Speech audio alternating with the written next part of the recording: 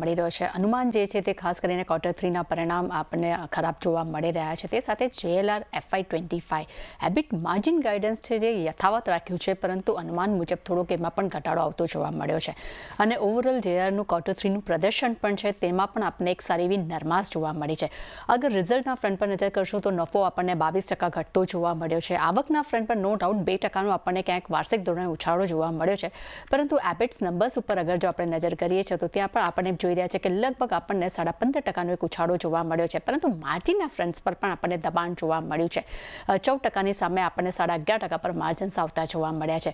Overall ખાસ કરીને કંપનીનું JLR રેવન્યુના અગર ફ્રન્ટ્સ પર નજર કરશો તો ત્યાં લગભગ 1.5%નો ઉછાળો છે અને 7,486 મિલિયન પાઉન્ડ્સ પર આપણને વાર્ષિક ધોરણે નંબર્સ આવતા જોવા મળ્યા છે. પરંતુ પહેલે જ વાત કરી કે એબિટા માર્જિન જે છે ત્યાં આપણને ઓવરઓલ 200 બેસિસ પોઈન્ટનો ઉછાળો જોવા મળ્યો છે, પરંતુ અનુમાન કરતાં તે આપણને ઓછા રહ્યા છે.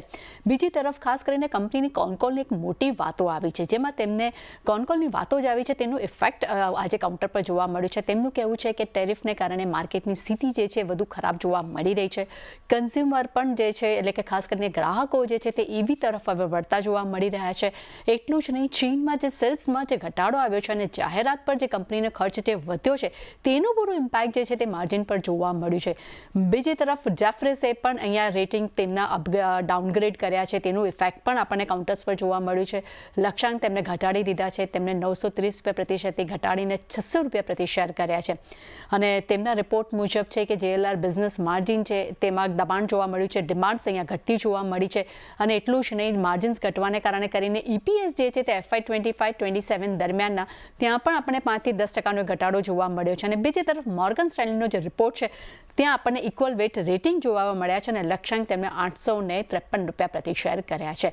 એટલે ઓવરઓલ એમ કહી શકાય કે ખરાબ પરિણામ, કોનકોલની મોટી વાતો, ત્યાં પણ એક નેગેટિવ આપણને રિપોર્ટ જોવા મળી રહ્યા છે. અને બીજી તરફ જેફરીસ તરફથી પણ જે રિપોર્ટ આવ્યા છે તેનું પણ ઇફેક્ટ જે છે તે અત્યારે આપણને પૂરા કાઉન્ટર પર જોવા મળી રહ્યું છે. જી તૃપ્તિ, આભાર આપનો સમગ્ર માહિતી માટે. મહેશજી, ટાટા મોટર્સ માટે વ્યૂ લઈએ.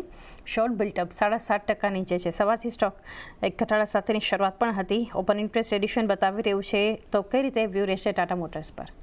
ડેફિનેટલી નંબર જો સર ટાટા મોટરના વીક હતા, બટ તમે જો તો ગાઈડલાઇન્સ જો દી કંપની કેશ ફ્લો ઇનલાઇન વગેરે છે, તો આ આવતાવાળા ક્વાર્ટરમાં ચાર્ટ મે બી થોડો અપસાઇડ બતાડી શકે છે. તો આ અત્યારના લેવલ એક નેગેટિવ બાયસ છે. 660 થી 680 ની એક રેન્જ જો છે ટાટા મોટરમાં પણ આપણે જોઈ શકે છે. તો ટાટા મોટરમાં અત્યારના એક નેગેટિવ બાયસ ચાલી રહ્યો છે, થોડી ઓર ડાઉનસાઇડ જોઈ શકે છે. ઓકે, તો એક વ્યૂ બનતો એક જોઈ રહ્યા છીએ કાઉન્ટર પર ટાટા મોટર્સ. તો એ સાથે જ